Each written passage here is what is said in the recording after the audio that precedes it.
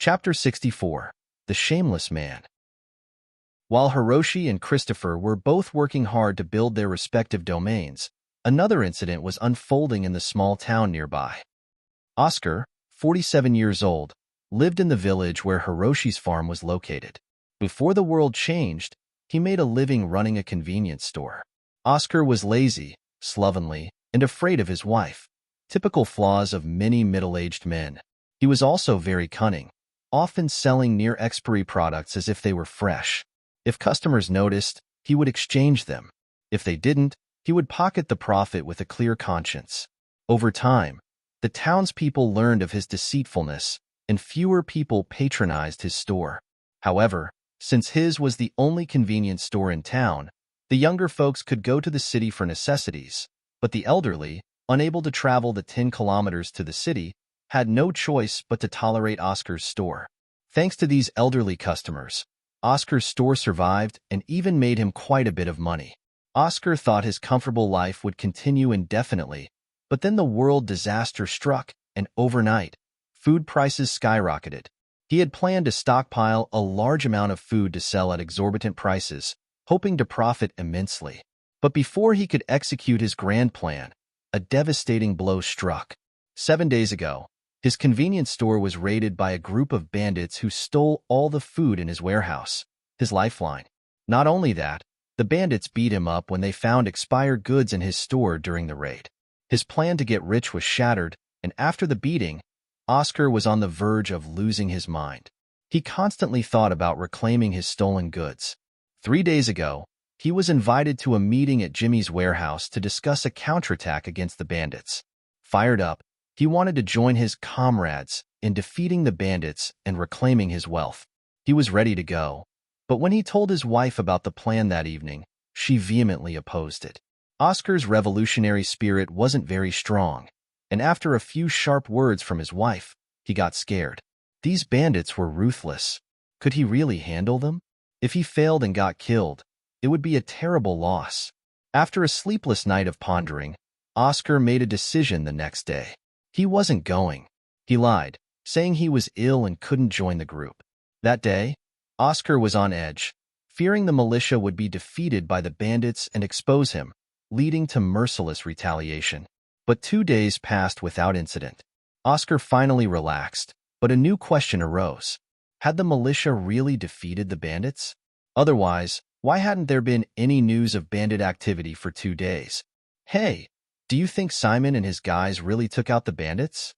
Oscar asked, squatting by the window, rubbing his hands together against the cold wind outside. Among those who were robbed, Oscar and Simon were neighbors and acquaintances. Oscar's wife, a burly and fierce-looking woman, spat out a sunflower seed shell and cursed, "Damn those bastards! They robbed my store. Now I'm stuck with these seeds. No instant noodles left to eat." Oscar's stomach growled. They only had some cornmeal left, so they'd been drinking thin porridge for 3 days, leaving them weak and dizzy. The sunflower seeds his wife was munching on were expired goods from their store. "Hey, why don't you go check on Simon's place?" Oscar's wife suddenly suggested with a crafty smile. "His father just died, right? Say you're visiting to pay respects and see how they're doing. If Simon was killed by the bandits, we should get back home quick. But if Simon defeated the bandits, our tough days might be over." Oscar was puzzled. "What do you mean?"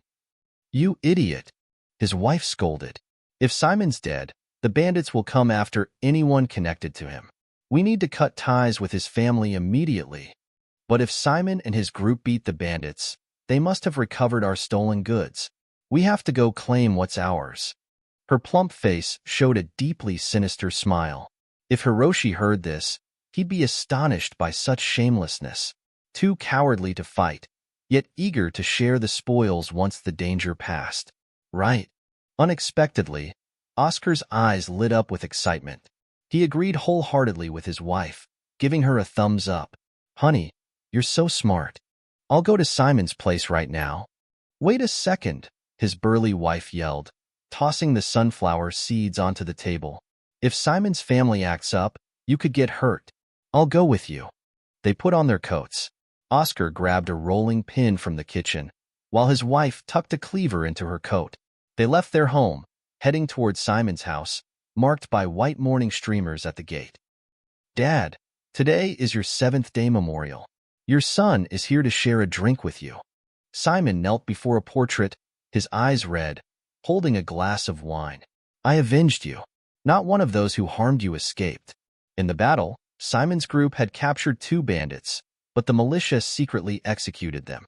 Hiroshi's promise of sparing those who surrendered was a ruse. Monson had been right. In chaotic times, mercy to the enemy is cruelty to oneself. Simon poured the entire glass of wine before the memorial tablet. As he was about to stand up, he heard a loud voice from outside. Simon, are you home? It's Oscar. I need to talk to you urgently. Simon's wife emerged from the inner room, holding their son. She looked at Simon and asked, Honey, who's here? It's Oscar. Simon frowned, muttering to himself, What are they doing here?